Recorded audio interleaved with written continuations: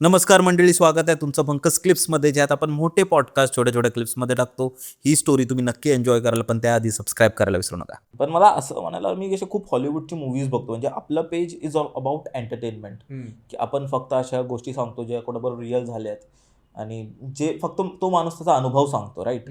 आपण हे नाही सांगत आहे की हे तुम्ही करा किंवा काय करा. आपण जस्ट लाईक एंटरटेनमेंट वेमध्ये घेतो. सेम जसं हॉलिवूडमध्ये जेव्हा तू बघशील किंवा बॉलिवूडमध्ये बघशील, खूप अशा मूव्हीज येतात.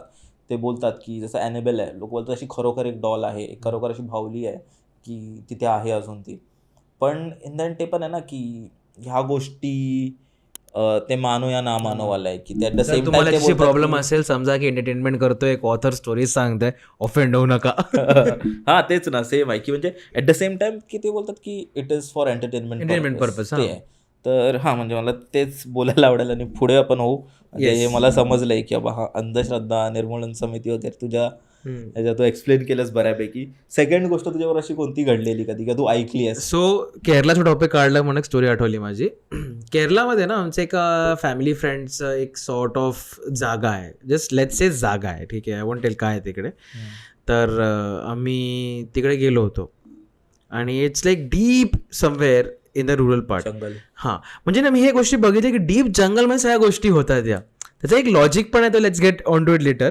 पण त्याचं ना डीप जंगलमध्ये खूप चांगलं रिट्रीट आहे, जिकडे ते कधीतरी असे चिलकायला जातात, कधीतरी एकदम की हां म्हणजे झालं काम. He is a big businessman आणि may be once in a month he goes there for 2-3 days, stage there, gets relax and comes back. So that was like the first time की आम्ही तिकडेच्या त्या जागेवरती गेलो होतो. Let's call it farm house. त्याच्या farm हाऊसवरती आम्ही गेलो होतो. तर मी तिकडे झोपलो रात्री, एखादी 2 वाजता वगैरे पोहोचलो आम्ही लोक, एक छोटी टूर करून. आणि मी झोपायचा प्रयत्न करत होतो आणि मला असं आहे की मला माझी चादर लागते, ओके, झोपायची, नंतर मला जमत नाही. सो मी झोपायचा प्रयत्न करतोय, त्या ठिकाणी नवीन जागा आहे, काय आहे. आणि ना रात्रभर मला ना जनावरांचे आवाज येत आहेत. समजू शकतो कुत्रा भुंकतोय, मांजर म्याव करते, हे डोमेस्टिकेटेड ॲनिमल्स आहेत. पण मला गायांचा आवाज येतोय, मला घोड्यांचा आवाज येतोय, हत्तीचा आवाज येतोय, कोंबड्यांचा आवाज येतोय. तर मला वाटलं मे बी जंगल आहे म्हणून आहे, पण गाय, घोडा आणि हत्ती एका ठिकाणी होऊ शकत नाहीत, राईट. मी बोललं मे बी चल ठीक आहे, काहीतरी असेल, ट्रॅव्हल अंगावरती आला असेल माझ्या म्हणून. आणि ना खूप केऑस, रात्रभर फक्त नुसतं प्राण्यांचा आवाज, लोकांचा आवाज, आवाजच आवाज. आणि सकाळी ना इरिटेट होऊन उठलो होतो, म्हणजे झोपायला मिळालं नाही, बिकॉज एवढ्या आवाजात कोण झोपू शकतं म्हणून असं मला होत होतं. पण मला हे माहिती होतं की हा खरोखरचा आवाज नाही, बिकॉज मम्मी पप्पा झोपलेत, मी त्यांच्या खाली झोपलो होतो. Because it was more like ते प्रॉपर रिसॉर्ट नव्हतं, ते एक त्याने असंच ठेवलं होतं की असं वाटायला की ते आलेत जंगलात राहायला म्हणून वगैरे. मी खाली झोपलो होतो आणि रात्रभर आवाज चालू आहे, प्राण्यांचा, पक्ष्यांचा आवाज वगैरे आहे. आणि नॉर्मल आवाज नसतो, जसे नॉर्मल आपल्याकडे आवाज असतात. सकाळी उठलो मी आणि बाहेर गेलो, बघतोय की इकडे काय आसपास प्राणी वगैरे आहेत का एवढे. आसपास बघतो, आसपास काहीच नाही आहे. असं पण नाही की कुठे गोठा वगैरे आहे, तिकडे गाय वगैरे आहेत किंवा घोडे वगैरे आहेत, हत्ती आहेत, काहीतरी आहे. म्हणजे तरी पण I am trying to tell myself की हा मे बी काहीतरी असेल म्हणून. तर तिकडच्या मी एका मेडला विचारलं, म्हणजे मेड तिकडे होती, ती आली वरती. ते क्या हुआ सर, आपका नींद पुरानी हुआ क्या, तिने विचारलं मला टोनमध्ये. तर मी बोललो की हाँ मतलब ना मुझे रातभर ऐसा बहुत प्राणियों के आवाज आ रहे थे. आणि ना चहा भरत होती आणि थांबली वरती, माझ्याकडे बघितलं. आणि ज्या तिने बघितलं मला कळलं की okay, this is not normal. कारण जे चहा भरता बरा शी लुक लाईक दिस. क्या हो गया, कुछ हो गया. तर तिने सांगितलं मला की क्या आपको क्या आवाज आ रहे थे. मुझे पता नहीं, सब बहुत लोगों का आवाज आ रहा था, एनिमल्स का आवाज आ रहा था, तो रात भर ऐसा हो रहा था. ठीक आहे सर. आणि ती निघाली, ती अब्रप्टली.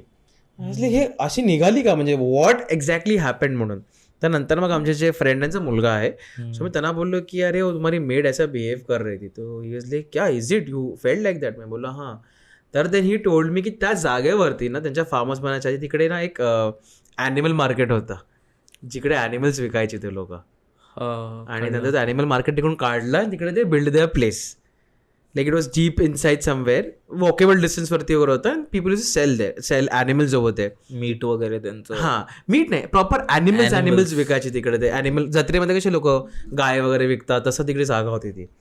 आणि साहजिक आहे तिकडे, म्हणजे ॲनिमल्स तिकडे काही मेले पण असतील ॲनिमल्स, का तिकडे जन्माला पण काही ॲनिमल्स आले असतील. सो इट वॉज लाईक त्याच्या पप्पांच्या ग्रँडफादरनी जागा ती ड्युरिंग ब्रिटिश एरामध्ये विकत घेतली होती. तर ॲनिमल फार्म्स वगैरे चालायचे असे द्यायला वगैरे. आणि तिकडे त्यांनी जागा बनवली आणि अपेरेंटली काही कॉन्फ्लिक्ट चालू होते, कारण ती एकच जागा डेडिकेटेड होते जिकडे ते लोक त्यांचे डोमेस्टिकेट ॲनिमल्स विकू शकत होते किंवा इन जनरल ॲनिमल्स विकू शकत होते. आणि ते जागा घेतली त्या लोकांनी त्यांच्याकडनं ड्युरिंग ब्रिटिश रूल वगैरे काहीतरी करून. So he was like it's quite surprising you know यहाँ पर एनिमल का ट्रेड चलता था end now you here animals and I was like okay why am I hearing this thing. Like इधर तो अच्छा खासा इतना बड़ा महल बना दिया है and here I hear animals. How do I justify this? हे कोणाला सांगू मी आणि कोण विश्वास ठेवेल माझ्यावरती? But again I didn't know, मला माहित नव्हतं, माझ्या पप्पाने पण माहित नव्हतं, कोणाच माहित नव्हतं. So how am I going to prove it to myself की इकडे ॲनिमल्स होते म्हणून माझ्याबरोबर असं आणि मला झालंय. म्हणजे इट्स व्हेरी, मला लॉजिक मिळतच नाही ना ह्या गोष्टीमध्ये, की मला कसं करणार यामध्ये की झालंय इकडे ॲनिमल्स होते म्हणून आणि मला ॲनिमल्स ऐकू का आले? तिकडे कार ऐकू आली असती किंवा काही ऐकू आलं सर, रिव्हर ऐकू आली असती.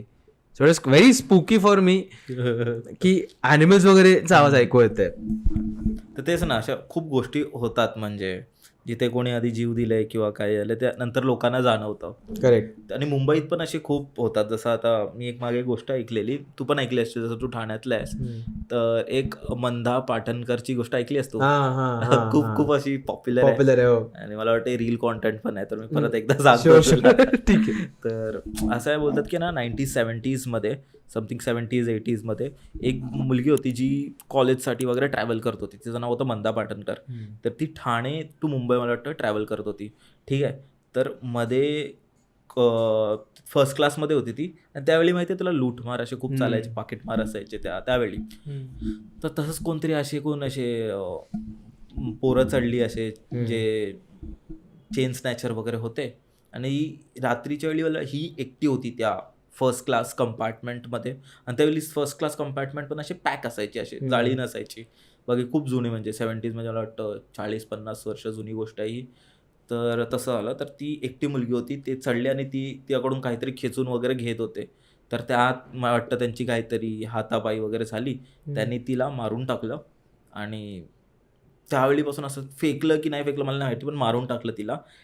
त्यावेळी असं म्हटलं होतं आणि त्यावेळेपासून जेव्हा तू त्या एक्झॅक्ट टाईमला अशा ट्रेनमध्ये ट्रॅव्हल करशील ना, तेव्हा तुला ती बाई फर्स्ट क्लास कंपार्टमेंटमध्ये दिसली अशी बाई लोकांना दिसली आहे, जाणवली आहे. म्हणजे असा एक सिमिलर एक्सपिरियन्स आहे ना, माझ्या एका फ्रेंड आहे त्याच्या मावशीबरोबर झालेला आणि त्यांना ती बाई दिसलेली असे फर्स्ट क्लासमध्ये सफेद साडीमध्ये अशी बाई दिसलेली, ड्रेसमध्ये असं होतं. आणि हे मी असं नाही बोलत आउट ऑफ नोवेअर की मी ही स्टोरी घडवली आहे. तुम्ही जाल ना, ही त्यावेळी खूप पॉप्युलर गोष्ट आहे, त्यावेळेची खूप अशी न्यूजपेपर्समध्ये ही गोष्ट आलेली की लोकांना बाई दिसते. ओके. ते त्यावेळी झालेलं. अगेन अशा गोष्टी आपण प्रूव्ह करूच शकत नाही कोणाला, फील केल्यावर करणार असं आहे. त्यावेळी खूप लोकांना असं जाणवलेलं म्हणून ते न्यूजपेपर्समध्ये वगैरे आलेली गोष्ट. पण हां तेच आहे की यू कांट प्रूव्ह एनीवन की हे राईट आहे की रॉंग आहे. करेक्ट. हे तू ती स्टोरी ऐकली आहे का की मुंबईमध्ये 1970sच्या टाइमला असे खूप मिस्टिरियस मर्डर्स होत होते.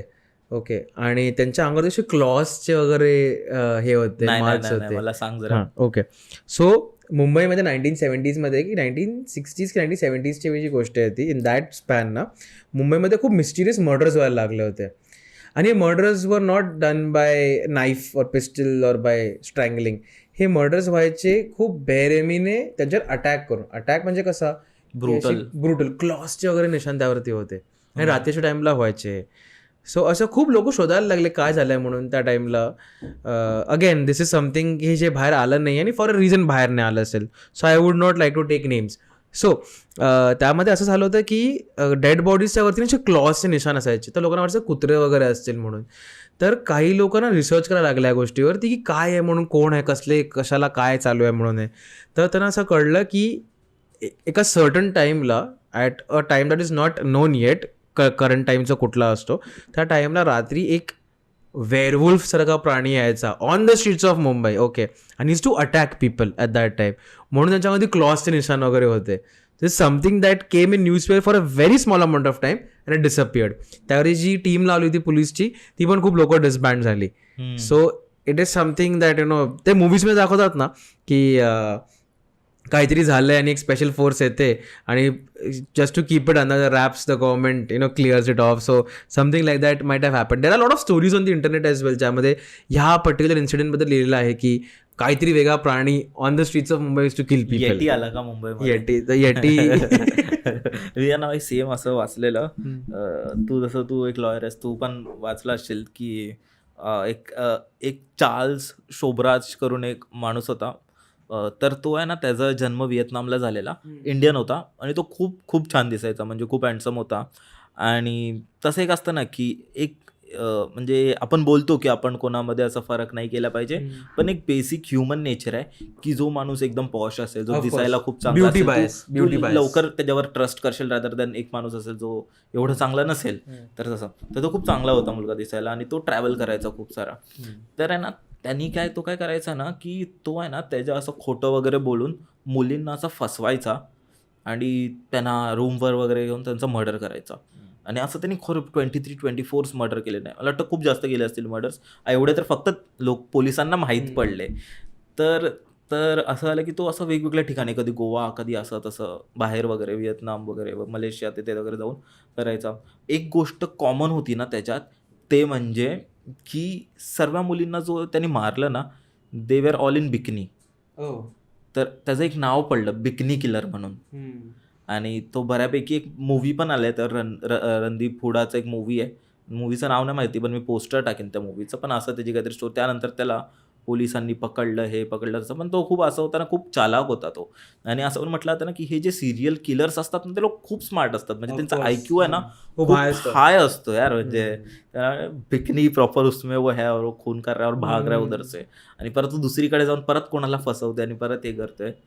त्या गोष्टी म्हणजे अशा मुंबईमध्ये खूप झाल्यात. खूप. म्हणजे मंडळी, जर तुम्हाला ही स्टोरी आवडली असेल तर डिस्क्रिप्शनमध्ये आम्ही पूर्ण एपिसोडची लिंक टाकलेली आहे, तो चेकआउट करायला विसरू नका. त्यात अशाच प्रकारच्या भरपूर स्टोरीज अवेलेबल आहेत. आणि सबस्क्राईब करायला विसरू नका.